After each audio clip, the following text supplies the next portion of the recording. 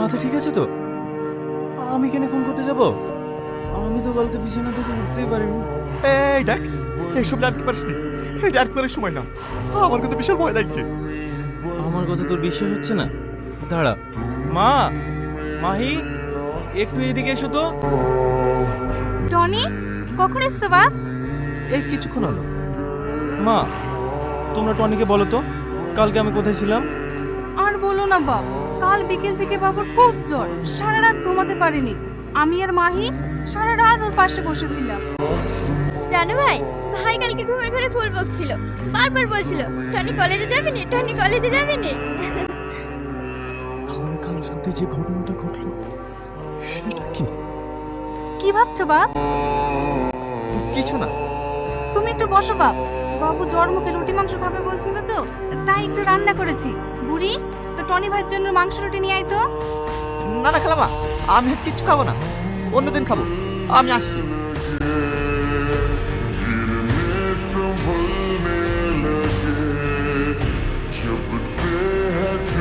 ছাদে একা বসে কি করছিস? জানো মা, আমি একটা হিসাব কোনো মতে মিলাতে পারছি না। হিসাবটা এবার মিলে যাবে। এটা কার? ওটা তো আমার ছেলে। কি হয়েছে স্যার? আপনার এই গুণধর ছেলে এমএলএ ছেলেকে খুন করেছে।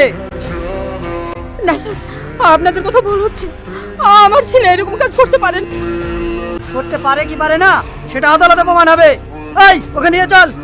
না স্যার, আমি খুন করি না। অফিসার, খুনিকে অ্যারেস্ট করতে পেরেছেন? হ্যাঁ স্যার, ওকে নিয়ে এসেছি, লকআপে আছে। ঠিক আছে, আমি দেখছি।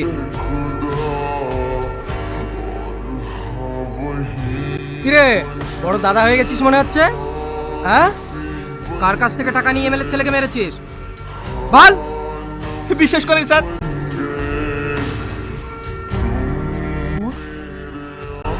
টনি, তুই এমএলএ ছেলেকে মেরেছিস? সুমন ভাই বিশ্বাস কর, আমি খুন করিনি। তো আমিও বুঝতে পারছি তুই কখনো খুন করতে পারিস না, কিন্তু এত বড় ব্যাপারটা ঘটলো কিভাবে? তাহলে শোন।